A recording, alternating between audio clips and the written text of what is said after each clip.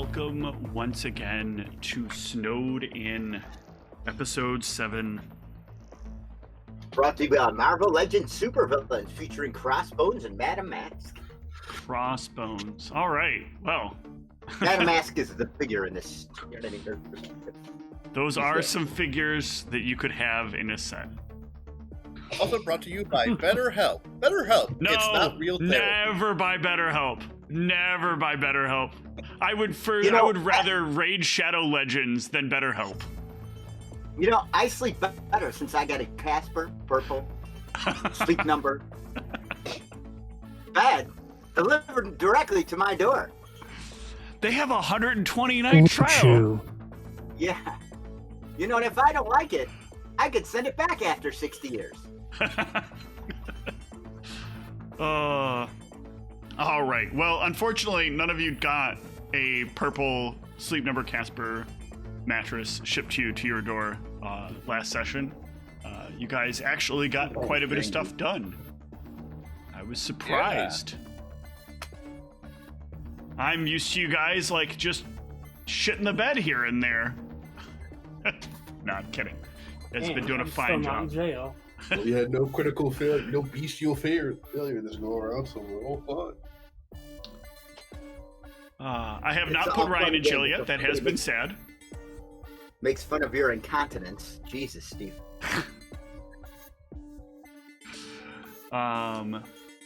So yeah, what happened last time? How did you guys manage to get yourselves out of the jam that was created by you guys? Anybody? Any takers?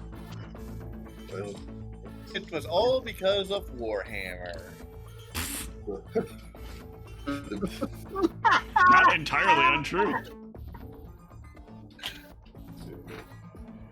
We were able to get through it because we could count on the racism of Warhammer players. I mean, I feel like it was more homophobia than Homophobia of Warhammer players. You're well, correct. you know, given his views, it's not too far off to think he'd hate, I was just minorities. gonna say, it's only a matter of time before that anti-Semitism just pops out accidentally. Oh no, the anti-Semitism is probably already there, right? He's in one of the more extreme of the religious groups. So, but it's less about like being quote unquote anti-Semite and being just more like, oh, you know, my race is better, or my not my race, my religion is better. Oh, The Semites. Which vampire clan is that? Careful now, they already had to reset one of the clans for that reason. Yeah. Really? I thought it was They were too rape much that like had the Gangrel. Holocaust expansion.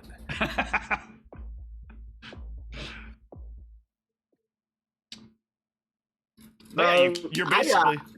Go ahead. I hung out at the liquor store. You did. And inadvertently almost caused the party an extra problem. I like to help by not helping. I cleaned up some messes. Yeah, Surprisingly effectively, considering my dice rolls. it was actually. This game did not hit you in the way that anything with a D20 normally does. Ryan, you just have to make a check that requires you to get a 2 or higher. No? Okay, cool. Glad we could depend on that. Yep, and I just and I was like one of the people who helped out at the tournament. Yeah, Also, nice. Yep, and also got our other prey in the right place at the right time. Correct. That is the You helped important out part. at a tournament. Everybody was able to do the thing in the place that they were supposed to. By Charles's character being at the liquor store, no suspicion was overly roused by Mannix. The rest of you managed to take your places and do your thing during the event, making sure to push the people into the right places they needed to be. And the rest of you that were out doing things made sure to take the proper responsibility to try to clean up as many loose ends as possible and pin the crime on the right culprit. And it's been nothing but good news after that, right? He's doing very poorly in jail right now. I think he's like a folk hero, isn't he? Oh yeah, that's right. He's a local folk hero. A lot of signs saying he was right. Free him, you know. Yeah. Well, in time, I'm sure that won't amount to anything. Lane Never Lane happened like Maxwell that. won't be free. For now, though, you were all very successful. You all got very well rewarded for what it was that you'd accomplished. And so, yeah, I am curious. Have any of you yet taken any upgrades or made any changes to your characters? No. So, okay, if you have not, yet. this is easily good to stockpile. Yeah, I kind of feel like I'm at the stockpiling point at this moment, and kind of seeing what will pop up, what will be needed later. Well, you know, I think in the case of Tony, he'd probably be interested in being able to eat, even if tossing it all back up later or before the night. But he likes the illusion of normalcy. Okay. So it's a useful thing to spend that money on, especially in a society where a lot of people are going to be judging you. No, literally to sell it that, you know, that his grease stains come from food. You Yeah. know? He knows how to eat. How do you always have stains on your shirt? I never see you eating. Oh, I just eat in the office.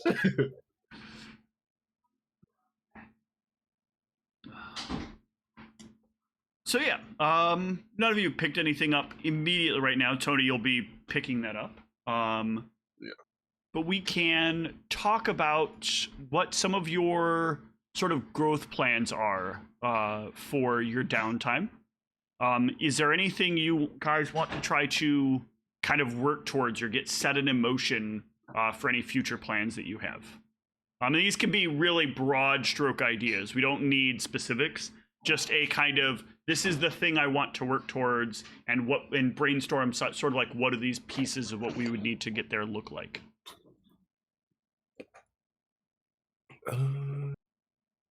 Well, I guess just to play more into the features of my character, like I got to the influence in Herd. I have influence at 4 and Herd at 3. So I guess in this time period, I would work to make those things happen. So Yeah. the idea for Herd would be the individuals at the apartments, and then influence, since we have a good decent contact through the council, that's probably the angle is going to be working towards, is getting buddy with more people on the council. Yeah, makes sense. And then Herd is going to be the people that are living within the building. Yeah, the Palisade apartments. Yeah. So I think as we kind of move through this, what you'll find is that there's a lot of back and forth. You have to there's a lot of give and take you have to do with the council.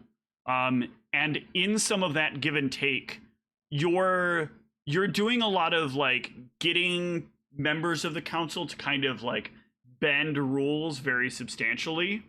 And as those rules get bent, there is a small like housing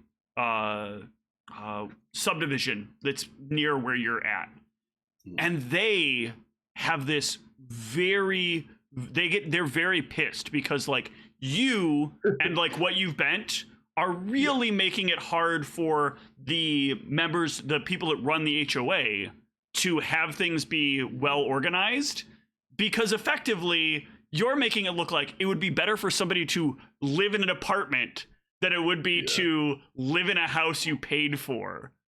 And the HOA doesn't like this. And so you've been at many board meetings where there is just like this back and forth of like you getting your way and some like real big suit like standing there and trying to argue that like it's not fair that you get different rules than other people. But then they're like, well, we don't make our own rules in our own separate area. You're following the rules that are made, but as the HOA, you want to make your own special rules. So you're getting like a lot of these things twisted properly against them.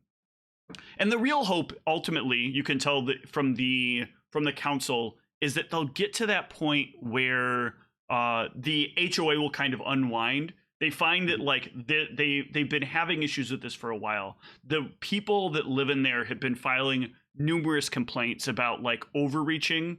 But when the HOA first got the land for the project, they basically got a lot of rules initially overturned. So they've been able to like inflict these very archaic ideas on people. There's a flag requirement. You like when you drive through it, there has to be a flag on every house. Your lawn has to be shorter than the like regular citywide standard for lawns. Your lawn cannot be past a certain shade of yellow. So like if you have dead patches, you need to pay somebody to come out and deal with them. Otherwise, they will pay for their own people to come out and charge you exponentially more. I mean, to some degree, I'm assuming Tony can like game recognize game, right? The HOA is making a lot of money by doing this. Oh yeah. That's why he doesn't hate them as like real enemies, but you know he's got a dislike of them as like business interferences. Yeah. You know?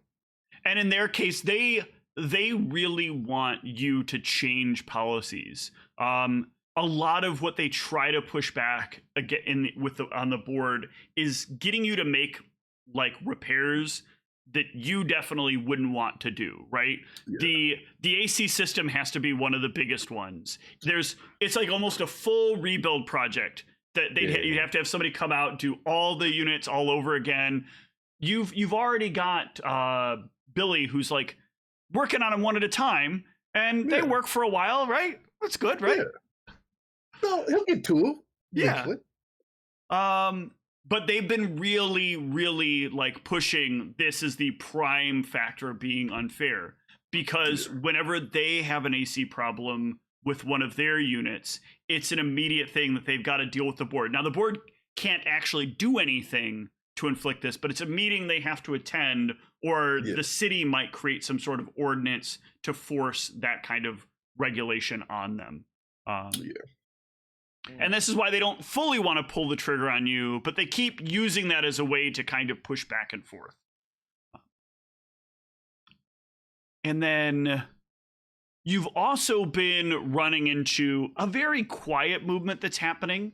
And this is kind of an interesting offset of something that one of your party members has kind of been engaging in.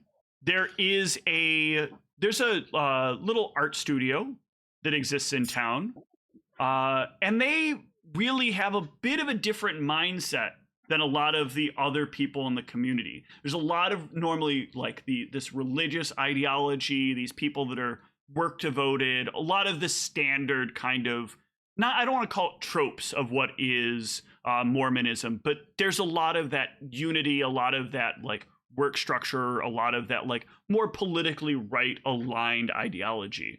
But this art group really doesn't like what you stand for. They think that you're kind of abusing some of the minorities that are living in there, that you're taking advantage of a group that really can't defend themselves, and you're really kind of twisting the knife on them. But they haven't been very effective. It's just like a small group of, these people that just they'll occasionally attend as well, and you'll have to like make some little concession to somebody, a parking space here and there, or fixing some sort of minor window leak or something like that. But everything's become a little more of a struggle than you would have expected before. And for you, Billy has also become a bit of a problem at times. Like, he does good work, admittedly, but Billy runs his mouth. He needs to keep his mouth closed, this guy. He'll be doing some work, and he'll just be like chit-chatting with somebody and like give away some about what you're doing that he's not supposed to, and you've talked to him numerous times about. This guy. But on the opposite end, on the opposite end, Billy, that Billy is starting to warm up to you. Billy has been starting to talk a little bit about his other jobs that he does, including work that he does for the school. And it's been interesting getting some insight into that kind of stuff. Just as above table, because I don't know how the floss system truly works in this game. Is there just like a natural occurrence that can occur over time if I start working towards it, where I can lower these pips, just like do the role playing? Yeah, it is. It is possible to kind of unwork your flaws over time. This would be like one of the rewards I would give you for accomplishing like some sort of goal. So if you the way I perceive this, there's a lot of different ways I think a lot of people who would run these games would decide it. But anything that you have as a flaw to me is something that you can inevitably overcome. It just takes time and you kind of making sure that you're putting in the effort to make it to do something about it, right? So you say, this is something I want to work towards, and then you show me how you're working towards it over the course of the game, and then we'll kind of see the line start to move in the other direction. Okay. All right, anybody else? Anybody else have some aspirational stuff they've been working on in the background, in the downtime? I'm reading a lot of Charles Dickens. Yeah. Yeah, at some point, does Charlie become kind of self-aware about this unexpected interest? That's a good question. I think it's more like, this is happening now. And at this point, he's just kind of riding with it. Assumes it's some kind of weird side effect. You know, he's like Googling vampirism on like the internet to see if like there's something about suddenly making you want to read. Okay. There's nothing about it. So. Somebody will take a notice to this, and maybe you're surprised, maybe you're not. But Kevin, after a couple of days, will kind of grab you during one of the days you're on your way to work, or coming back from work, one of the two. Yeah. Dickens, you don't look the Dickens type. All of a sudden, I have an urge to read Charles Dickens. Stuff's... I don't know what's going on. I thought maybe it was a side effect or something. But now I just want to read all his books and harass people with quotes. It's a little stressful having to keep quiet on some of these things, but maybe I can help you out a little bit. You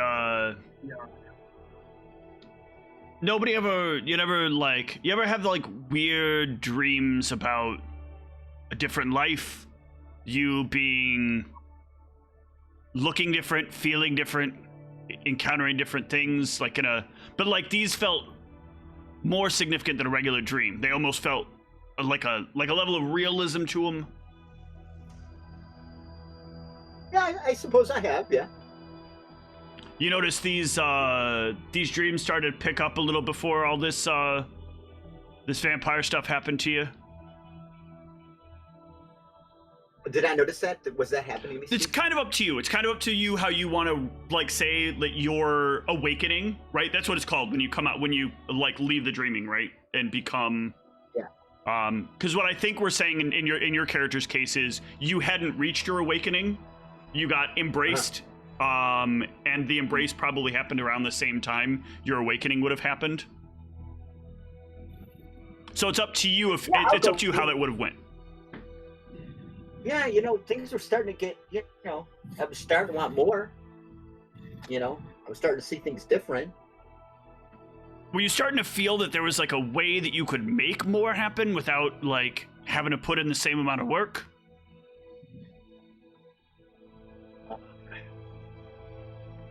Not really, but okay.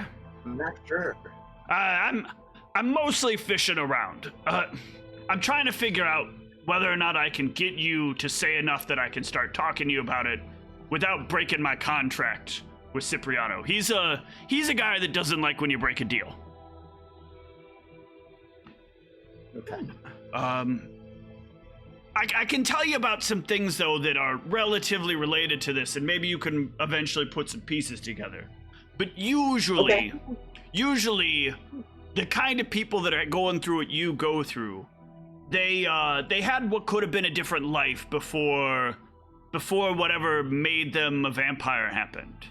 And usually it manifests itself in a few different ways. For myself, it manifested one way. It might manifest differently for you.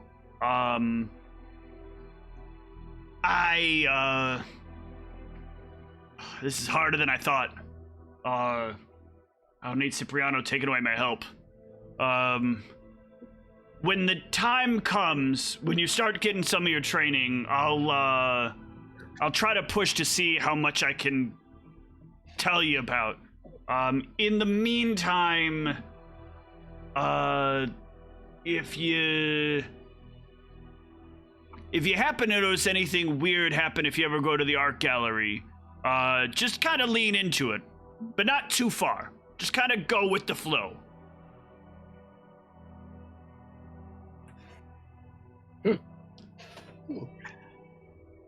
Okay. Kind of don't know what to make of all of this. I know. I really want to give you more information here. I desperately want to explain more. You're to me, you're kind of like a big, interesting thing. You're like a really shiny Rubik's Cube that I just want to get all the pieces aligned together on, but I can't do that right now because fucking rules get in the way. No, I guess I'll just keep reading. Well, The art gallery, huh? yeah, if you ever stop in there, you'll know the piece when you start getting close to it. It'll almost sing to you. Huh. Must be pretty nifty then. It's a very interesting experience.